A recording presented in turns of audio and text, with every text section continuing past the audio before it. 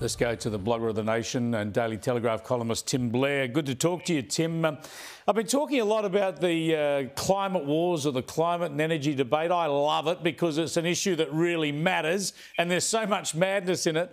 And you've written about it in the telly today. I love your column, as usual. Lots of serious points made, but plenty of laughs along the way.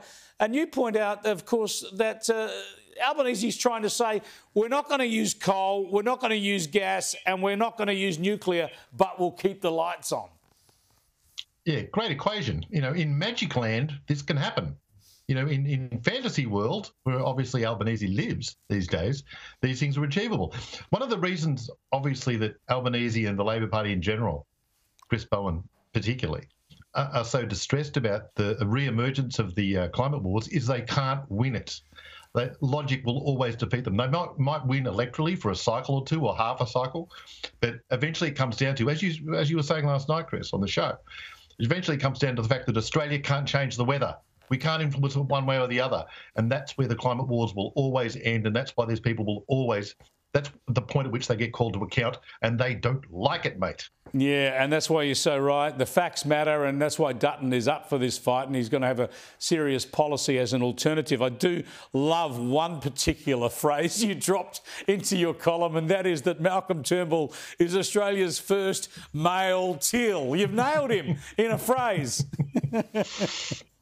Yes, and notice his comeback as well. We've got Malcolm back on the screens rather more often than was ever needed, getting upset again on the same issue. The climate wars are over.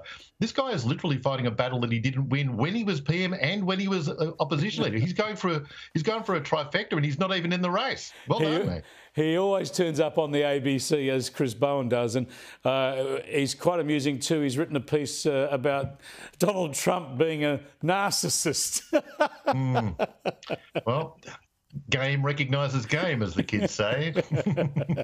Now, speaking about the US president, we've got to show the president incumbent. They celebrated Juneteenth in America over the last 24 hours. Very important day for African Americans to celebrate.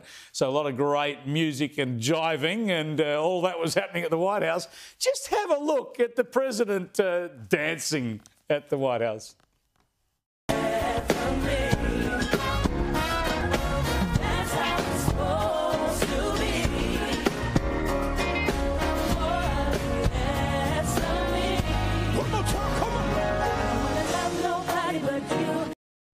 They wheeled out the wrong Biden. They wheeled out the cryogenic Biden. White men can't move at all. I know that we white guys are often criticised, in my case, perfectly reasonably, for being poor dancers. But we at least make an effort. Look at this. Look at this. And also, look at the guy on the left of the picture there. We've got a chap in a dress who is a chap. That's an interesting scenario that maybe Biden caught a glimpse of that before, and that's why he's been rented immobile. He's frozen, rented in Mile. Just looks like he's been hit by some sort of a stun gun. But it's okay because he took the microphone, and by that stage he was making everything absolutely clear. She knows so long as she was denied, our freedom can never be secured. There you have it. It's all summed up for you. Yep. I'm not sure what course he was on at that time, but you really shouldn't speak when you're eating, Chris. It's just poor manners. He sounded like he had a mouthful of squid going on. He did. The frozen Biden eating his squid and trying to speak sense. It's embarrassing.